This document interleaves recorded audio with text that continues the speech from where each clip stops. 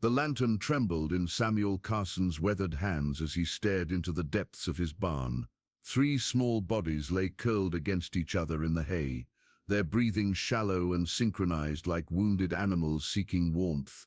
The oldest couldn't have been more than 12, her arms wrapped protectively around 2 smaller children whose faces were streaked with dirt and dried tears. Samuel's throat constricted.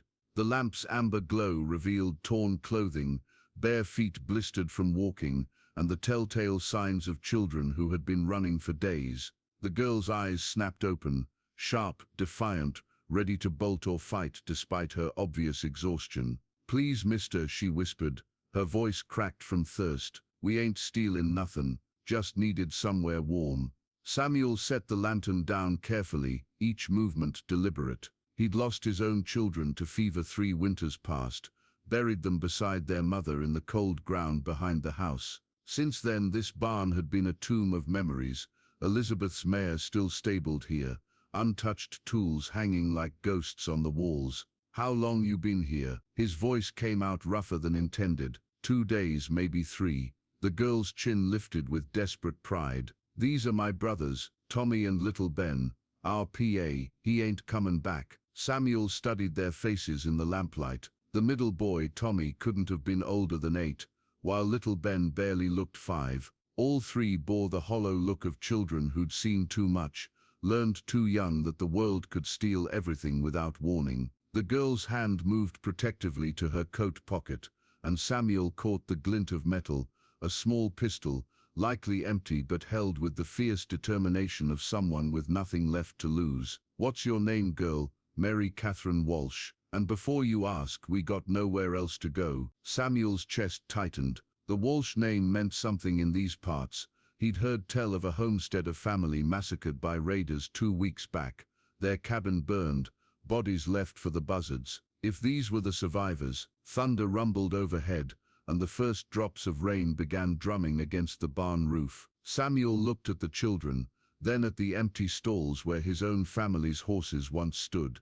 Outside, the wind picked up, howling through the gaps in the wooden walls like voices from the past. The girl's eyes never left his face, calculating, waiting for the rejection that had surely come from every other door they'd knocked on. Samuel Carson had learned that charity was a luxury most folks couldn't afford. 3 more mouths meant 3 times the risk, 3 times the questions from neighbors who already whispered about the hermit rancher who talked to ghosts in his empty house. "You hungry?" The words escaped before his better judgment could stop them. Mary Catherine's composure cracked for just a moment. "We ain't eaten since yesterday morning." Samuel nodded toward the house.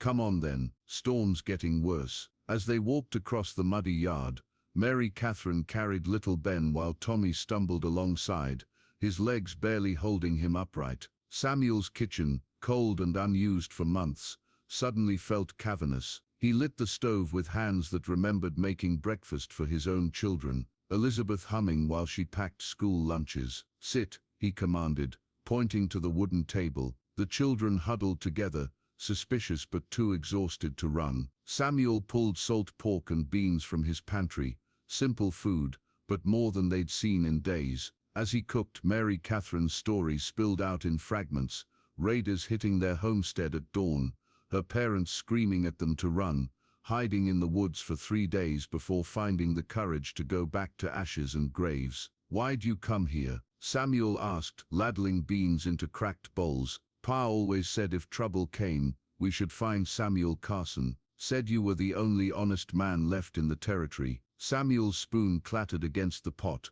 He'd known Patrick Walsh, had helped the man file his homestead claim, shared whiskey during the harsh winter of '84, a good man trying to build something decent in an indecent world. The children ate with desperate efficiency, not wasting a single drop. Samuel found himself remembering his own daughter's table manners, how Elizabeth would gently correct her posture, teach her to eat like a lady. "We can work," Mary Catherine said suddenly, reading his silence. "I can cook, clean. Tommy's good with animals. We ain't charity cases." Samuel studied her fierce expression. Pride was all she had left, the only thing keeping her from complete collapse. Through the window, he spotted movement, 3 riders approaching through the rain. their silhouettes dark against the lightning-split sky. His blood chilled as he recognized the lead horse, Sheriff Morrison, flanked by 2 deputies. Word traveled fast in small territories, and 3 orphaned children would be valuable information to the wrong people.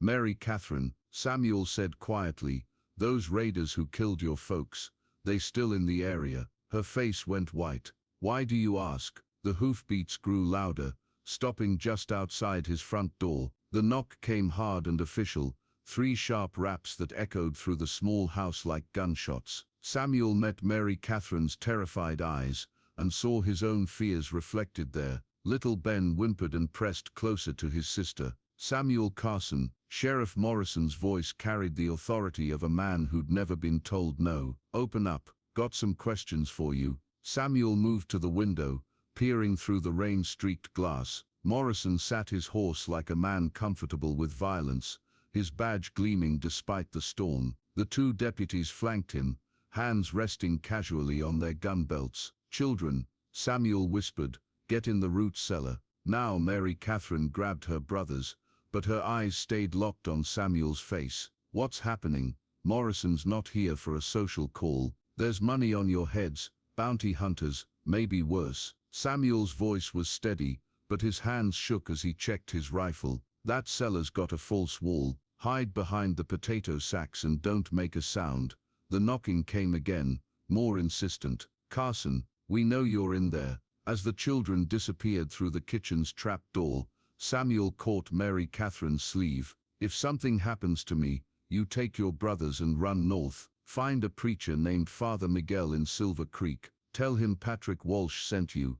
But, go. Samuel opened the front door, stepping onto the covered porch. Rain drummed against the wooden roof like bullets, and lightning illuminated Morrison's weathered face. Sheriff, hell of a night for visiting. Morrison's smile was all teeth. Got reports of some Walsh children passing through. 3 of them. Word is they might have witnessed something they shouldn't have. Don't know any Walsh children. See, that's interesting, Carson, because my sources tell me those kids have been asking about you specifically. Seems their dead daddy filled their heads with stories about the noble Samuel Carson. One of the deputies shifted in his saddle, rainwater streaming from his hat brim. Samuel recognized him. Jake Miller, a man who'd sell his own mother for the right price. What's your interest in 3 orphaned children, Morrison? Let's just say certain parties want to make sure those kids don't spread tales about what they saw that night. Dead kids can't testify. The words hit Samuel like a physical blow. These weren't lawmen, they were cleanup crew, sent to eliminate witnesses to the Walsh massacre. Morrison's hand drifted toward his gun. Now I'm gonna ask you one more time, nice and polite.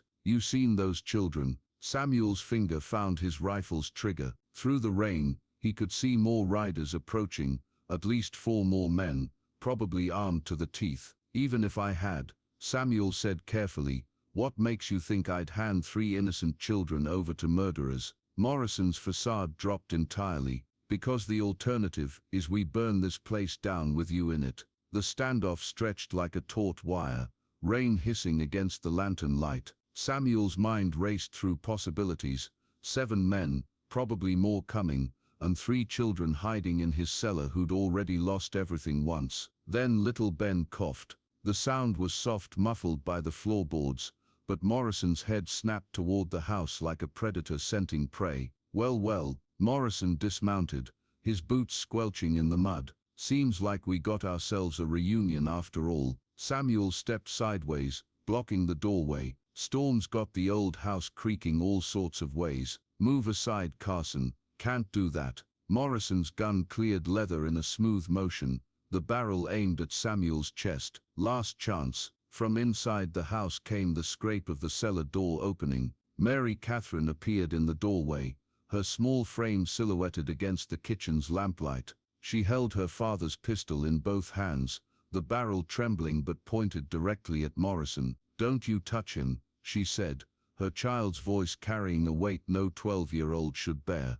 Morrison laughed, a cold, ugly sound. Little girl playing with grown-up toys. Put that down before you hurt yourself. I know who you are, Mary Catherine continued, stepping onto the porch. You were there the night they killed my PA. I saw your face in the firelight." The confession hung in the air like smoke. Morrison's expression shifted from amusement to calculation. Smart girl, too smart for her own good. Samuel saw the moment Morrison made his decision, saw the man's finger tighten on the trigger, saw death approaching in the form of corrupted justice. "Mary Catherine," Samuel said quietly, "your PA ever tell you about the box he left me? The one with your mama's ring inside?" Her eyes widened. There was no box, no ring, but she understood the message. "Trust me," he said. She whispered, lowering the gun slightly. "He said you'd keep it safe until I was old enough." Samuel nodded, his own weapon still trained on Morrison.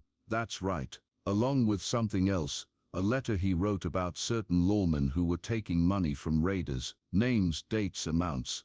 It was a bluff, but Morrison's face went pale. In the lamplight, Samuel could see the man's mind working, calculating risks and witnesses. "Interesting story, Carson.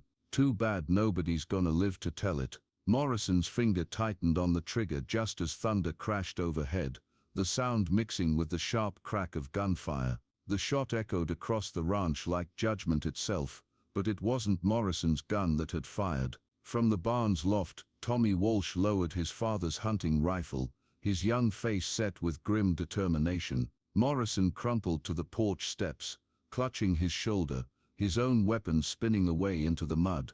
"Tommy learned to shoot when he was 6, Mary Catherine said quietly, never taking her eyes off the writhing sheriff. "Pa said a man needed to protect what mattered." The deputies' horses reared in panic, their riders struggling to control both the animals and their suddenly shifted odds. Samuel's rifle swung toward them with steady purpose. "Your boss just confessed to murder," Samuel called over the storm. "Question is, you boys planning to die for his crimes, or you smart enough to ride away?" Jake Miller was the first to wheel his horse around, spurring hard into the darkness. The other deputy hesitated for a moment, then followed, leaving Morrison bleeding in the mud and rain. Samuel knelt beside the wounded man, checking the bullet's path. "You'll live, though you might not want to." That boy's shot went clean through, missed the bone. Morrison's face was gray with pain and fear. "This ain't over, Carson." "Yeah, it is." Samuel stood, rain streaming from his hat. "Because tomorrow I'm riding to Silver Creek with these children. Going to tell Father Miguel, the territorial judge, and anyone else who'll listen about what happened to the Walsh family. And Mary Catherine here is going to identify every face she saw that night." 3 days later, Samuel Carson found himself standing in his kitchen, watching Mary Catherine teach her brothers to properly set a table. The federal marshals had taken Morrison and 2 other conspirators into custody, and the bounty on the children's heads had transformed into witness protection and a substantial reward. "Mr. Carson," little Ben tugged at his sleeve, "Mary says we can stay if you want us to." Samuel looked down at the boy's hopeful face, then at Tommy cleaning his father's rifle with the reverence of a future man, and finally at Mary Catherine, whose fierce protectiveness had softened into something resembling peace. "Well," Samuel said slowly, "this house has been pretty quiet lately. Might be nice to have some life in it again."